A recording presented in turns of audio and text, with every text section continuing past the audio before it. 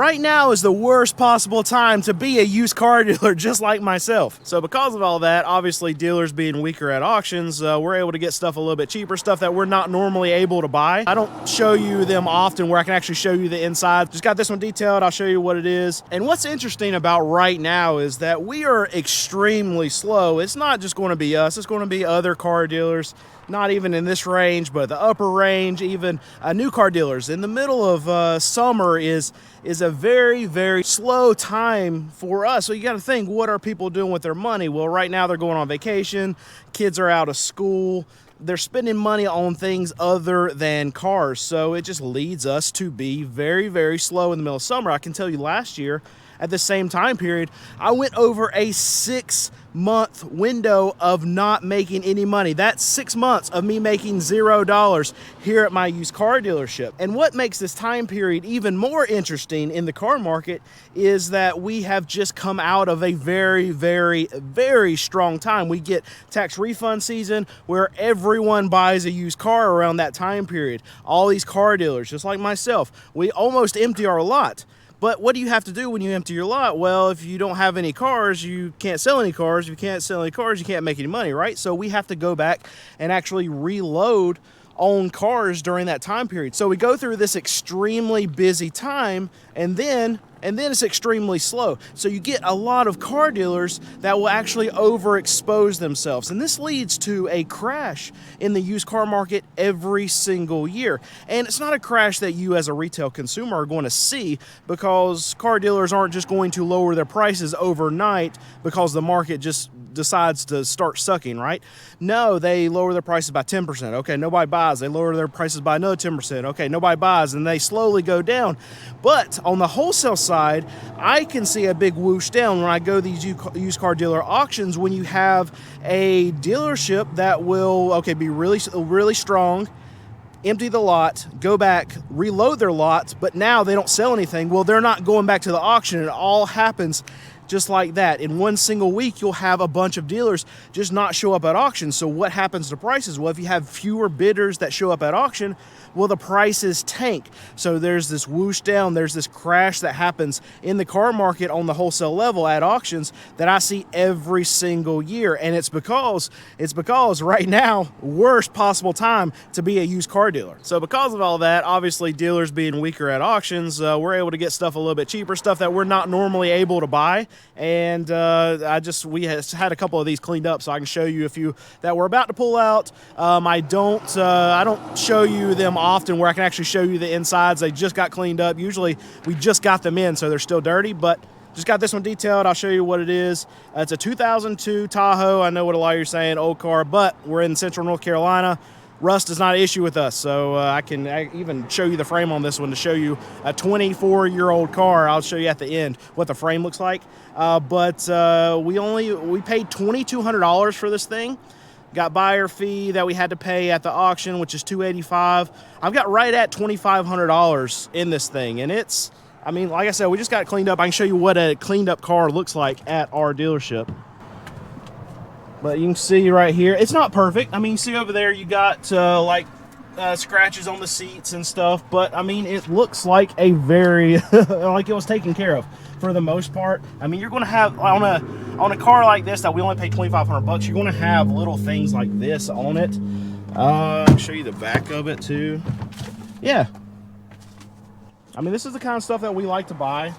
And we got $2,500 on it. What we'll probably end up selling it for will be probably $3,500. My guess would be Nate, my sales manager, when he initially starts to price the car, he'll price it out to hit a home run. It'll be like $4,000 is what we'll initially price it out for. If it doesn't sell at that for 2 weeks, drop it down. That's usually the case. Usually we'll sell something between 2 and 3 week period right after we do that first price drop. So my guess would be we sell this for $3,500, make $1,000, turn, burn, move it on. Actually, I almost forgot. I'm going to show you the frame on it. I'm not going to crawl all the way under it, but I can show you right here at the edge of the wheel. See all right there? No rust. No rust. No rust. No rust. Yeah, and great tires. Usually we can't buy stuff like that. Usually it goes for a lot more because usually dealers can sell stuff like this for a lot more. So, I don't know. Weakness, and we get to take advantage of it. And here's one I think we actually stole. It's a 2008 Subaru Forester. It's got 179,000 miles. We paid $1,700 for this thing at the auction. $300 buyer fee at that auction. That's high. I hate buyer fees. They're so high, so expensive. But we got $2,025 total in this thing. We'll have a little bit more because of detail. So it'll be $3,500 easy, I think. No problem. 3,500 bucks. I like Subarus. I like them a lot. We've been buying a lot more. I've been able to find a Subaru store. There's a Subaru store that has now started going to one of the auctions that we buy a lot of cars from. So we're able to buy a lot more Subarus. I know a lot of people are scared of like the CVTs. That one doesn't. That one's got to have the regular transmission, but even the newer Subarus, sheet's getting in my way. A lot of people are scared of the CVTs, and I'm terrified of like a Nissan CVT. I'm not scared of a Subaru CVT. We've had I think one issue, and over the last 6 to 8 months, I've probably bought, I would guess, 50 Subarus, and we've had one issue. So I'm not concerned. We're going to keep buying them. Now, if we get a bad batch where we get 5 to 10 out of like 100 that we would buy, then maybe I'll start thinking about it. But as far as I'm concerned, the CVTs and the Subarus that we've been buying have been great. So after we go through like this summer lull period, what typically happens now, we haven't seen a normal car market in a very long time, but it seems like we're getting back to it. So what I expect to happen is when I can remember back to 2019, 2018, 2017, when everything was normal. I mean, whatever you want to call normal, but in the car market where volumes, velocity of money was actually flowing at the right rate, then what would typically happen is at the end of summer, kids go back to school, August, September, we'd start to pick up a little bit in September, and then October, it's like we would have another mini like tax season. Like people would start buying cars again in October. I can never figure it out, but I would assume, I don't know the exact reason, but I would assume because, okay, people are settling down, kids are back in school, because kids went back to school in like August and September, people stopped spending a lot of money, so they had a little bit of extra money, then that's when they could actually start buying again. So October, we get this little pop, and then we die off again in November, into November and December, because what happens there, holidays come in, people spend money on other things. So typically when the car market is busy is when people have an influx of cash, you think tax time, and when people are not necessarily spending extra money. You think, okay, kids back to school, beginning of fall, things like that. And it makes sense logically. I've never been able to put my finger on the fall side of things, but on paper, it makes sense, right? Is this year following a regular car market cycle like previous years, or are we going through anything unique this year in car prices? What is interesting about this year that we haven't experienced over the last 5 years is this year actually feels more like a normal type of car market. So what I can say about that is tax time felt fine. We were busy, and then it died off just as fast as it came, and we didn't have any more like follow through from buyers. They got their money, prices popped up, and then all the buyers went away, and then we're now in a time period where the car market is just going to traditionally go down throughout the rest of the year, and that's what we're kind of like feeling right now. We're getting more inventory into the system, both for new car dealers and for used car dealers. New car dealers now have to play more of a volume game. They're having to send out more ads. They're having to spend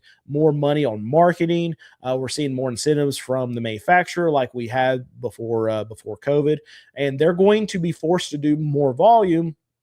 All that does is put more inventory into used car dealer hands, which should also push our prices down. That's what I'm seeing right now at a lot of these wholesale dealer auctions, is that prices continue to go down. The quality of cars continues to go up for my dealership in particular, because I'm able to buy a lot the next tier up of cars, because now they've fallen into my range where I can buy them and sell them for $5,000 and under. So what I will say is that it is weird because we haven't experienced what I call a more normalized car market for the last 5-6 years. So that is the weirdness, but I'm hoping that this return to normalcy, this volume game that a lot of these manufacturers are starting to play now again, is now going to be the new norm, and that's what we're going to continue to do, because what that will end up doing to the car market is pushing all the prices down, because all these franchise dealers now, they have to compete for your business, because they're not able to play this, okay, I can make $10,000 on the front end of selling a Jeep. They can't do it anymore. We're now seeing MSRPs set at $48,000, and they're actually selling them at 40 grand. So they're taking 20% off some of these Jeeps. And that's not something that we've been able to see since well before COVID. So that's what I'm looking forward to, and that just helps everyone. Now, the franchise dealers in the short term, they're going to take it on the chin. Manufacturers in the short term, they're going to take it on the chin. Used car dealers like myself, this is a big positive for us. We're going to have more inventory at the auctions. I'm able to buy stuff a lot cheaper. And then consumers, you're going to have dealers actually fight for your business now. So what that means is you're going to have these manufacturers going to have to give you incentives, take money off. Then you're going to have dealerships take even more money off. And then you go to the used car side of things, you're going to have dealerships like mine that are undercutting a lot of these other dealerships because I'm able to go buy stuff cheaper. And that's going to force a lot of these other dealerships to lower their prices. Great for consumers. Not good if you're wanting to sell a car yourself, but really, really good for you if you're wanting to buy a car. That's what's weird right now. It's getting progressively better for the buyers out there and getting progressively worse for the sellers. And I think that's going to be a trend that's going to continue for at least the next 12 to 18 months. Brandon, how do you and Alex handle multiple vehicles you want that run through the auction lanes at the same time? So we go to multiple auctions that run multi-lanes. So the biggest auction that I go to, it runs 16 lanes all at one time. There's about 4,000 cars that run every single week. And there's often times that I'll have a car running in lane 1 and a car running in lane 4 at the exact same time. The next biggest auction we go to, they have 4 lanes, and they run somewhere between like 300 to 500 cars, depending on how many they get from their dealers. And that's the one that Alex hits. But it's very, very often, because they're running few cars through just 4 lanes, that he'll have the same experience. So what we actually have to do in that circumstance is we have to go grab the floor guy. So if I have a car in lane 1 and I have a car in lane 4, how the auction is set up is that there's a car running through the lane this way. Picture it this way. There's a stage on this side with the auctioneer up there on the stage. And then between the car and the auctioneer stage, there's a floor guy. It's kind of like a hype guy. I've always called him a floor guy. I can't remember what the actual technical term is for it, but he's always the guy that's getting the bids on the floor going, yep, the whole time through the auction, whenever he sees bids coming in that maybe the auctioneer doesn't see. So what I have to do is I have to go grab him and say, hey, I want to bid on this next car that's coming through, but I'm going to be all the way in lane 4. So I'll go over to lane 4. I'll get the auctioneer's attention in lane 4 as that car's coming through. I'll bid on that one. And then I'll look way over there in lane 1 at the floor guy, and he'll hold up a number he'll hold up something like cross his fingers. That's 8. He'll put a thumb down 9. So I can't hear that auctioneer over there, but he'll be giving me hand signals to tell me where the bid is. And if I want to hit it, like in a lot of cases, I'm buying cars that are anywhere between $1,000 and $3,000. So if it's like 23, he'll do 23, and then he'll look at me and point, and then I'll hit it over there and make eye contact with him. There's got to be a lot of communication that goes on. It happens quite a bit, but because the auctioneers know me, and all the floor guys know who I am, and they know what kind of cars that I bid on, and know that I'm usually going to be the one that's the high bidder in most cases when I'm looking at a lot of these cars, then they'll give me a couple extra seconds or so than a lot of other bidders, just because I'm there every single week. And in a lot of cases, they'll I hate to say it, but there's a little bit of an unfair advantage for bigger buyers at auctions than there are for smaller buyers, or buyers that maybe the auctioneers aren't familiar with. And I make it really easy on the auctioneers too, because I'm not I'm not sitting around thinking about what I'm trying to do on a car. I know my number on a car, and I'll hit it the second it comes back to it. I'm not trying to make the auctioneer work any harder. And there's some dealers out there, and if you're a dealer out there watching this, it's a big mistake, because you're losing money in the long run when you're making the auctioneer work harder than he needs to. The reason being is because there's been so many cases where I'm the high bidder on a car, and the hammer might drop just a couple seconds faster than a lot of other guys that maybe the auctioneer doesn't like, because they just take forever to bid. If you hear what I'm saying, I wish there was an even playing field and everything was completely fair, but that's just not the way it is. There's humans involved, so it's not going to be fair. And in this case, a lot of times I'm the one that gets the short side of the stick, because I'm trying to do the right thing when I'm selling cars, when I'm posting exactly what I'm selling cars for here in the car market. I'm usually honesty and integrity and transparency is not the thing that gets rewarded. But in the case of the actual auctions, I do have this benefit when I'm trying to make it easier on someone else that's actually doing their job and doing it well.